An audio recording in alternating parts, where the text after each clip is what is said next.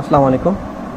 Let's discuss some numerical regarding potential flows, and I'm just reading out the numerical. This is problem number 6.27. It says that in a certain two-dimensional flow, the velocity is constant with component equals to u equals to minus 4 feet per second and v equals to minus 2 feet per second. Determine the corresponding stream function and velocity potential for this flow. Yield the so which means आपको stream function निकालना है और आपको velocity potential निकालना है phi. Sketch the equipotential line. You need to sketch equipotential line जिसमें phi equals to 0 है, which passes through the origin, or that passes through the origin. Right, so that's pretty simple. This question is not difficult. हमें पता है कि u equals to बराबर u equals to डावा ज़ाय upon डावा y होता है और v बराबर होता है माइनस डावा ज़ाय अपॉन डावा x के. राइट, सो हमें पता है वी नो दैट डावा ज़ाय अपॉन डावा y इक्वल्स टू माइनस 4, ये यहाँ से आया, ठीक है, और डावा ज़ाय अपॉन डावा x बराबर किसके है, v के, जो के यहाँ से आया माइनस 2.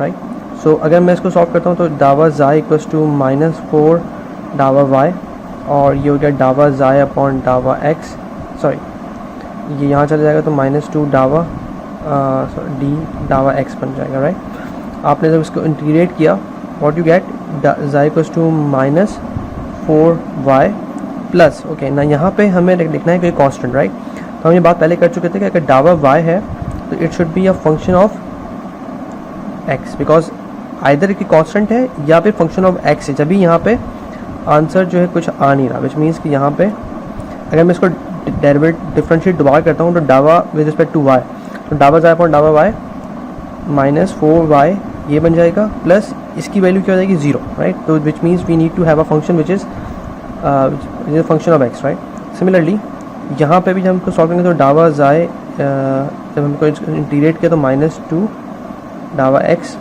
तो ये होने का psi equals to minus sorry, it was I guess positive, so it becomes, this is I guess negative. Right, sorry, so 2x plus f2 of y.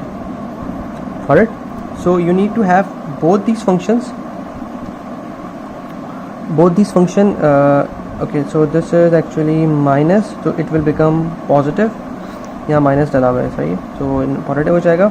Now यहाँ पर एक ज़ाय की वैल्यू है और एक ज़ाय की वैल्यू यहाँ से, विच मीन्स हमने एक दफ़ा u से निकाला ज़ाय और एक दफ़ा v से निकाला. So what we have to do, we need to add these two functions to find the complete value of psi which satisfy both of them. तो plus 2x minus 4y plus f1x f2x को अगर मैं add करता हूँ तो मैं इसको late से c कह देता हूँ. राइट, तो this is the psi from these two relation. Right, तो मैं रिपीट कर देता हूँ, हमने u लिखा, u से निकाला, v से निकाला, अब इन दोनों को ऐड कर लिया. f1x और f2y जो है वो function of y and x है respectively. when you are combining them you can write them as c, which is the constant. so this is the stream function, equation of the stream function for this flow u and v. now moving on, we need to find phi. आपको phi निकालना है, तो similar relation आपके पास u बराबर किसके होता है, डावा v इक्वल्स टू डावा phi अपॉन डावा x, और v बराबर होता है डावा phi अपॉन डावा y के. Right, now so we have डावा phi इक्वल्स टू u कितना आपके पास माइनस 4 डावा x, और डावा phi from this relation will be minus 2 डावा y. Right, so this will be phi equals to minus 4x plus f of y, and here you have phi equals to minus 2y plus f of x. Right, is it clear? Moving on, so what will happen when you are combining them, you will see that phi equals to, phi will be minus 4x minus 2y plus c. This is the relation, this is for the potential flow. Now what is desired, we need to find the phi value equipotential lines जिसमें phi बराबर है 0 के और वो origin से पास हो रहा है वो लाइन. तो एज प्रीटी सिंपल. यहाँ अगर हम 0 पुट करते हैं और यहाँ पे 0 पुट करते हैं which is -4x minus 2 of 0 plus c, that will give us c equals to 0. now y बराबर हो गया -4x minus 2y के बराबर, and when you put phi equals to 0 here you will get 4x equals to -2y. और या इसको हम यूँ लिख सकते हैं कि 2y, या आप नेगेटिव साइन यहाँ ले जाते हैं तो whatever -4x. इफ़ यू 2 यहाँ ले जाएँ तो y equals to -2x, right. So अगर ये क्वेश्चन जो है इसको हम प्लॉट करते हैं तो अगर ये ओरिजिन है तो इसका स्लोप जो है वो नेगेटिव है, विच मीन्स के इसका स्लोप इस तरह का होगा, right. So this is the equation जो ऑफ लाइन जिस पर जो phi इक्वल्स टू 0 है and it is also passing through the origin, right. So this was general relation for phi where you have phi equals to 0 सवाल में given था और हमें वो लाइन ओरिजिन से पास हो रही थी, correct. So this is it. This is the end of first numerical. Okay, next numerical problem is 6.29. It says that determine the stream function corresponding to the velocity potential. We need to find stream function where we have velocity potential equals to x cube, sorry this is x cube minus 3xy square, right. So हमें xi निकालना है. तो that's pretty simple. First of all we need to find u and v. हम u निकाल लेते हैं which is which is डावा phi upon डावा x equals to 3x square minus 3y square, ठीक है. So from here xi would be equals to, अब u निकल गया तो xi equals to 3x square y minus 3 y cube upon 3 plus 1 f1x, right. This is the first value of xi from u, right. देखें, I repeat, अब बस phi था, phi बराबर phi, अगर मैं phi का डेरिवेटिव लेता हूँ विद रिस्पेक्ट टू x तो u आता है, सही है. अब जब u आ गया तो आप you can use u and the relation of डावा xi अपॉन डावा y बिकॉज u उसके बराबर होता है.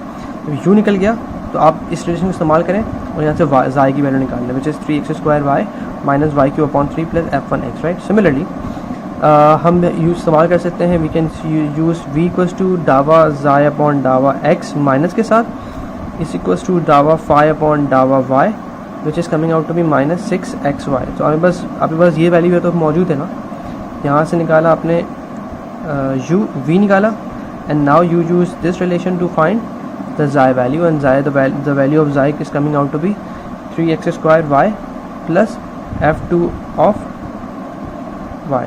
So we have two values of xi, this and this, right.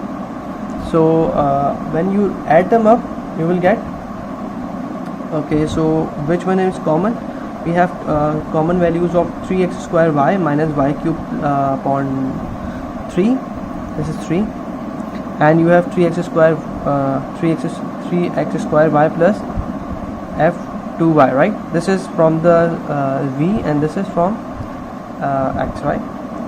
So when you add them up you will get the complete xi value which is 3x square y minus, आपने इसको अंदर ले जाएं तो you will get y cube plus c. So this is xi value from, देखो repeat करता हूँ मैं, phi की वैल्यू ये थी जो गिवन थी, phi से आपने u निकाला एंड देन u v निकाला, u एंड v से फिर आपने रिस्पेक्टिव xi निकाले और then you add them up, आपने ये वैल्यू और ये वैल्यू को आपने ऐड कर लिया, you get xi equals to 3x square y minus 3y cube plus c, right. Now the question is sketch the streamline which is xi equals to 0 and passes through the origin. That's pretty simple, right? तो अगर इसको मैं इसमें put कर देता हूँ तो ये का 0 इक्वल्स टू ओरिजिन का मतलब क्या है कि x0 y0, you get 0 plus 0 plus c and which is equals to c equals to 0. So we get the constant for of integration. So the equation becomes xi equals to 3x square y, sorry, 3x square y minus y cube, right? Now if the xi is 0 for the streamline जिसकी उसके ऊपर 0 की value है तो क्या हो जाएगा 3x square y equals to y cube, right? Okay इसको हमने थोड़ा सॉल्व कर लिया. You gate 2, so this is 3x square equals to y square, correct? And from here you got 3x square equals to y square. Under root दोनों तरफ ले लिया तो आपके पास क्या हो गया, under root 3x equals to y square sorry तो y बन गया. ठीक है, तो आपके पास if you see that this will be having two roots, so y equals to plus minus under root 3x. If you compare this and this is a streamline जो positive value के लिए ये होगा और नेगेटिव वैल्यू के लिए ये होगा, ये एक एंगल ये, this is positive under root 3 and this is negative under root 3. So both of these streamlines have xi equals to 0 passing through origin, right? So this is the answer. This is problem number 6.32. It says that the velocity potential for a certain inviscid flow field, आपके पास एक inviscid flow field है जब भी आपके पास potential function है which is phi equals to minus 3x square y minus y cube, where phi has the units of feet square per second when x and y and feet determine the, okay, now this is important, this is determine the pressure difference between in psi between the points 1 एक point है 1,2 और एक point है 4,4 where the coordinates are in feet. If the fluid is water and elevation changes are negligible, we can neglect the elevation changes. So first of all, since it's an irrotational flow, जब भी आपके पास phi की value है ये already decided है because it's phi की value अगर निकलती है उस वक्त आपके पास irrotational flow है, inviscid flow है, irrotational flow है, and so we can apply the Bernoulli equation. So we have P1 upon gamma plus V1 square upon 2g plus Z1 equals to P2 upon gamma plus V2 square upon 2g plus Z2. Now since elevation differences are negligible, we can cancel out each other. Now we need to find the difference of difference between the pressure at these 2 points, right? So that's not difficult. So we need to find, हमें delta P निकालना है तो हमें P की ज़रूरत नहीं है, हम P1 P2 को इधर उधर लिख सकते हैं तो इससे फर्क नहीं पड़ता. Gamma is constant, so don't worry about the gamma. So the strategy is to find V1 and V2. That's the first part. So first of all, we got phi which is equals to minus 3x square y minus y cube. So यहाँ से अगर मैं पहले x निकाल लेता हूँ, u निकाल लेता हूँ तो u किसके बराबर हो जाएगा, डावा phi अपॉन डावा x which is coming out to be minus 6xy and v equals to minus डावा phi upon डावा y, and that is coming out to be minus 3x square plus 3y square. Right now हमारे पास u की value है minus 6xy और v की value है minus 3x square 3y square. Now अगर आपके पास ये दो पॉइंट्स है 1, 2 and 4, 4, so पहले आप 1,2 पुट कर देते हैं, आपके पास जब आप u1 की वैल्यू क्या आ जाएगी आपके पास minus 6 1,2 which is coming out to be minus 12 and v1 की वैल्यू आपके पास क्या आ गई, this is 3 times 1 square plus 3 times 2 square which is coming out to be 4, 3, 12 and 1 it's how much, 4, 3 and 1, this is 3, 3, so this is 9, right, 9. So this are u1 and v1 are the x and y component of the velocity at point 1,2. जो कहाँ से है, u और v निकाल से जो आपने phi को डिफरेंशिएट किया respect to x and y respectively. Now हमें पहले पॉइंट के लिए मतलब v1 आ गया. v1 बेसिकली जो है वो स्पीड है, राइट. हमारे पास u and v है, u1 v1 है, तो अभी पास v1 कैसे निकलेगा, under root of u1 square plus small v1 का square, which is coming out to be 25. 9 + 12 और जब आप इसका लेट से आप इससे v1 का स्क्वायर निकालने, बिकॉज हमें यहाँ पे v1 स्क्वायर पुट करना है, that is coming out to be 225, right. So now replace u1, replace x4 and y4 in these equations to get u2 and v2, right. So u2 बराबर किसके हो जाएगा, -6. This is 4,4, this is coming out to be 16. कितना होता है, this is 96. और जो v2 है वो किसके बराबर हो जाएगा, it is -3 4 square minus plus 3 4 square, I'm sorry. So this is v2, right, which is coming out to be 0. तो जो कैपिटल v2 है वो सिर्फ u2 के बराबर हो जाएगा और क्या हो जाएगा -16, और जो कैपिटल v2 का स्क्वायर है वो 16 का स्क्वायर हो जाएगा, विच इज़ 16 का square is coming out to be 96, right. Now you got v1 and v2, but you need to find the p1 and p2, which is pretty simple. तो आपके पास p1 की value p1 minus p2 is equals to half rho upon g और -96 square minus 225. Okay, this is coming out to be if these are known, अगर ये given है आपके पास तो उसका आंसर 60.5 psi है, p1 minus p2. So you actually get the gist. The important thing is that I could repeat the question. आपके पास phi की value given थी, phi से आपने u निकाला है, v निकाला, जो कि x एंड y कंपोनेंट्स हैं, उसमें आपने रिस्पेक्टिव कोऑर्डिनेट्स की वैल्यूज पुट कर दी, तो आपके पास 0.1, ये 0.1 हो गया और ये 0.2 हो गया, या जो भी आप लेना चाहें, फर्क नहीं पड़ता.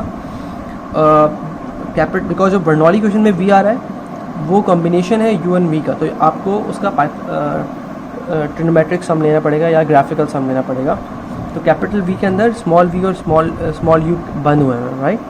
तो यहाँ से आपने v1 एंड v2 निकालना and then you replace the respective v1 and v2 into this to get the delta p. Okay, thank you. Okay, this is the next problem, which is problem number 6.37. This problem will cover the potential flows again, and the simple type of the simple potential flows जो हमने discuss किए थे, uniform flows, and from these numerical we will be covering some potential flows like uniform flows and source and sink and other related numericals. So this is I'm reading it out. A steady uniform incompressible, it's a steady uniform incompressible inviscid 2D flows makes an angle 30 degree with the horizontal x-axis. उसका मतलब ये कि first of all this is a definition of the uniform flow, जिसमें हमारे पास phi की value given होती है u into x cos alpha plus y sin alpha. ये बात हम पहले क्लास लेक्चर में डिस्कस कर चुके हैं. वे alpha equals to 30 degree. Part एक है determine the velocity potential and the stream function for the flow, right. तो दैट्स प्रीटी सिंपल. तो आपके पास जो फाई की वैल्यू निकालनी है आपको और स्ट्रीम फंक्शन की वैल्यू निकालनी है. तो ये रिलेशन जो यहाँ मैंने लिखा हुआ है, this will be provided to you in the exam if it is required.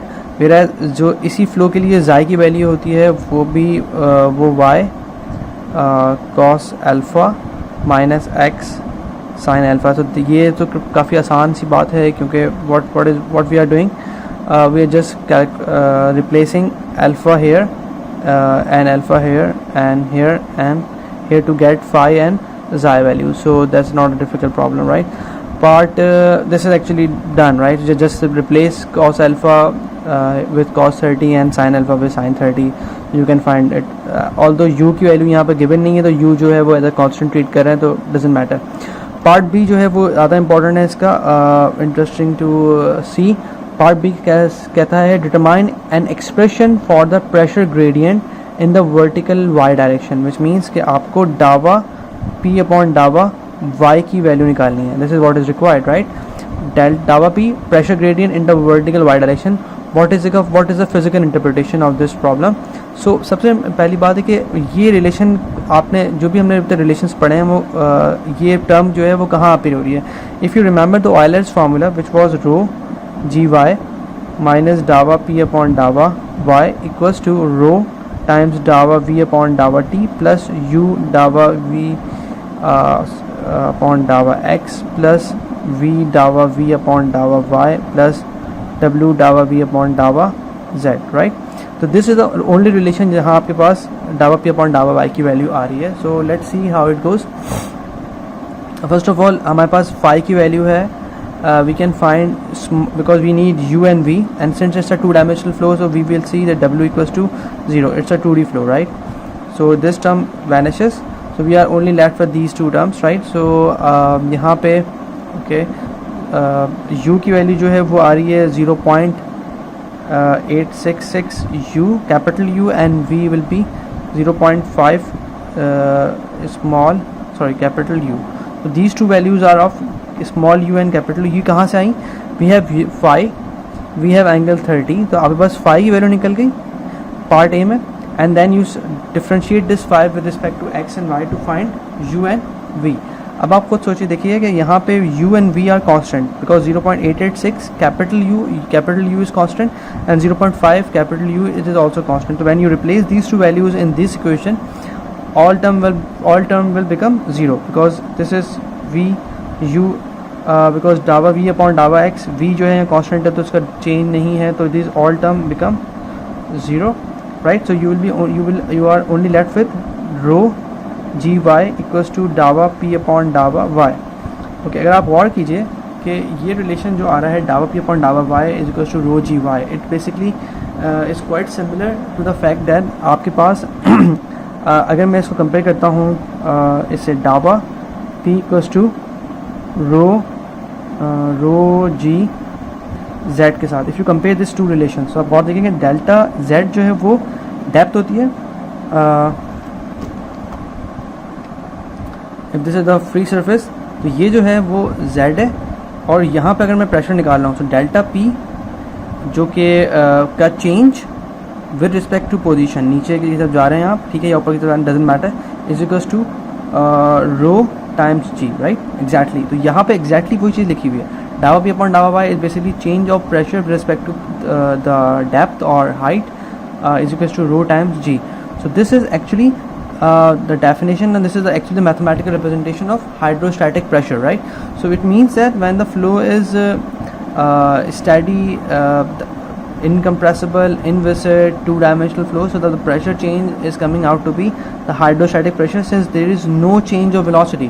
Velocity change nahi hai, velocity is constant. Although velocity is not zero, but velocity is constant, right. So अगर आप गौर करें कि अगर आप Bernoulli equation भी apply करते हैं यहाँ पे, and in Bernoulli equation let's say 0.1, this is 0.1 and this is 0.2, अगर यहाँ पे v1 है और यहाँ पे v1 है, तो अगर if you apply the Bernoulli equation then v1 and v2 will cancel out each other, और let's say इसको v2 लेते हैं, तो v1 and v2 अगर बराबर हैं तो the pressure difference between 0.1 and 0.2 will be equals to only the pressure, the hydrostatic pressure, which is rho g z, right. So this is the physical interpretation of this problem. I hope आपको ये चीज़ clear हुई. अगर आपका कोई सवाल हो इससे related तो please ask me in the live sessions. Okay.